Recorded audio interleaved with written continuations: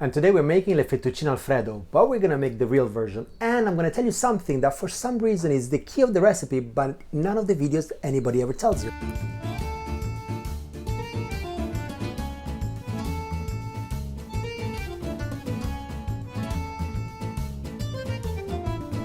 This recipe first appears in the menu of Il Ristorante Alfredo in Via Della Scrofa in Rome in 1914. And in Italy is actually not very well known, although it became amazingly famous in the US. So today I'm going to show you the original recipe with very few ingredients. We're going to have some Parmiggiano Reggiano, some butter, unsalted, and try to get the good one, which is nice and creamy and sweet. We're going to have eggs, and then we're going to make our own fettuccine with Semola flour and double O flour. We're going to start off with 100 grams of Semola flour. And to this we're going to add 100 grams of double O flour. We give them a bit of a mix. Make our well in the middle, and for 200 grams of flour we use 2 eggs. And we can start with the fork. Once it's reached a good consistency, we move with our hands. And you can use a bench scraper to help you.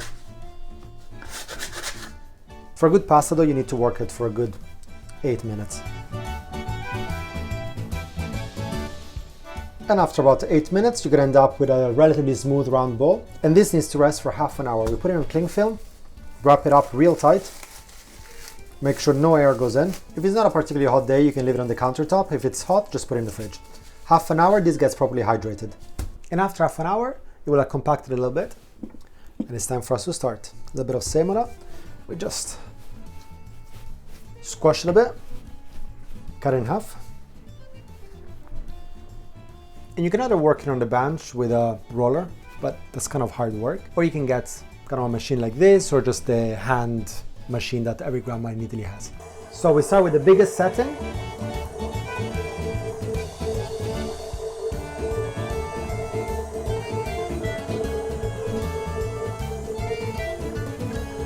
Fold it in. Fold it in. In it goes again.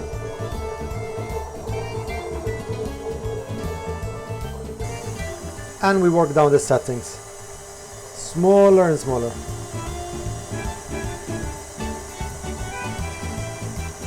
And this is a recipe of love, because the author, Alfredo di Lelio, which was the owner of Alfredo in Via Della Scrofa, created this for his wife that was pregnant and couldn't keep anything down. So he wanted to create something which was full of nutrient, nice and rich, but also was easy to digest. And he came out with this recipe. And this is the thing that nobody tells you. The fundamental thing to this recipe is that the fettuccine need to be super thin, because they need to be very digestible.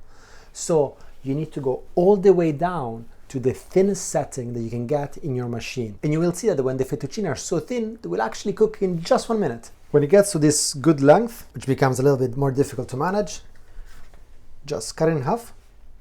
Some semola at the bottom so it doesn't stick, some at the top. And this stays here, and we work with the other one. Again, every so often just put a little bit of semola. It will avoid sticking. In the next steps, we make the fettuccine, so we're going to put some semola on the countertop so we are ready for it.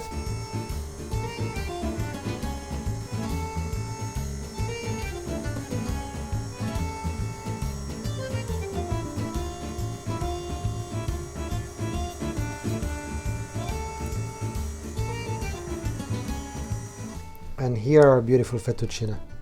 We can just either lay them flat, or you can make them into a little knot. A little bit of semola so it doesn't stick.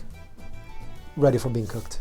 So for 2 people, because the cooking is so quick, we have to have everything else prepared. Butter, we have 40 grams, and we need to start melting them. So we can either put it on top of the boiling water for a few minutes, or we can just put it in the microwave, which is what I'm going to do because it's much quicker. And then we need to grate 70 grams of Parmigiano. What's really important is that you need to grate it by hand, because it needs to be super thin to be able to melt and emulsify with the pasta water at the end. We salt the pasta generously, and we put 2 of our little nests.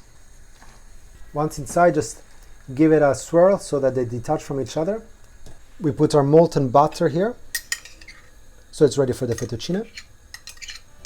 And after a minute, we take them out.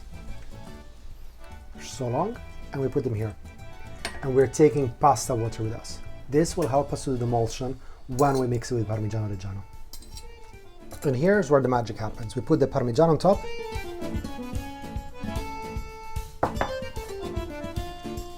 And we mix it. And this is creating this lovely cream. A touch more pasta water and a little bit more Parmigiano Reggiano.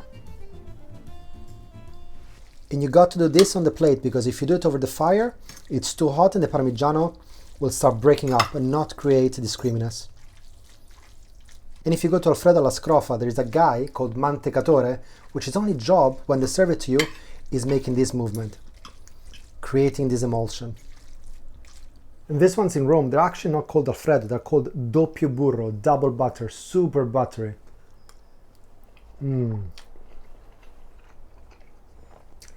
So delicate, yet rich and filling. It really is a plate made with love. Buon appetito.